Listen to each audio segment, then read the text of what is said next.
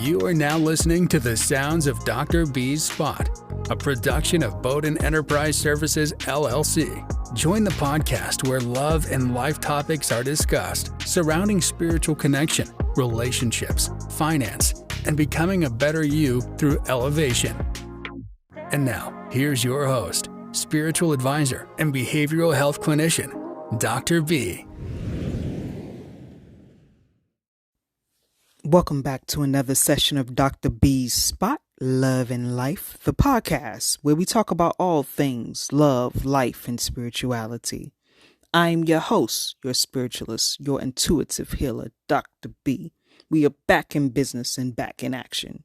Thank you for joining me once again and listening to my content. It's always appreciated. Let's jump to it. Today's topic is called Restored Energy. There's a period of rest that takes place before restoration. There comes a point in time when energy depletion can transpire within a battery. You're like a battery. You will run on a full charge of maximum capacity until you don't, and then it runs out. When this happens, the battery needs to be recharged. Recently, my vehicle's key fob was warning me that my battery was low, but I continued to keep running it on maximum capacity of what it was giving me. It was giving me bare minimum, but I kept pushing it, and then the energy from the key fob to the car kept releasing faulty signal connections. Alarms were going off when I attempted to enter or exit the vehicle. The anti-theft feature activated. It caused additional alarms. Safety features of unlocking or locking of doors began to not work. The car began to have issues starting. I had to maneuver ways of placing the key fob in a certain area in order to restart my car. See, my usual way of freedom had become restricted. I usually just hop in a vehicle and go. That's the routine, right? So instead of letting this battery stall me out completely, where it's absolutely dead, I decided to restore the energy with a new one because it has given me as much as it could and it has taken me as far as I could go. If I pushed it further, what other damage could it cause? This key fob is an analogy. This analogy is like so many of us. We start with a full battery and try to run it until we have no more power left. We need to restore our power from within by reinstating, bringing back what was lost to its full charge. Running on empty will bring you to a faulty state of mind. There are false positives and false negatives. Your state of mind can become faulty and trigger your body to go into shock. Think about death and dying process. Your mind has to die before your body actually does. If your mind can somehow receive electrical energy that was lost, your body can begin to heal and restore. Did you hear that? Your mind must be restored before your body can heal. So, why are you running on a low battery with faulty signals by various alarms going off warning you that you are going too far over the edge and pushing yourself to its limit? I came to tell you that you need to restore your energy. Boo, your battery is low and you want to recharge it before it dies. We want to interrupt the process of pattern before it's too late.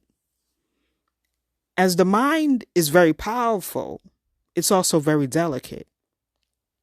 If the wires cross and the connection of the key fob, electrical circuits of the mind are burned in any way, it will send false negatives to the body. This means that you think you have it all together in holding up itself when in fact your body is beginning to let you down. The brain sends a signal out.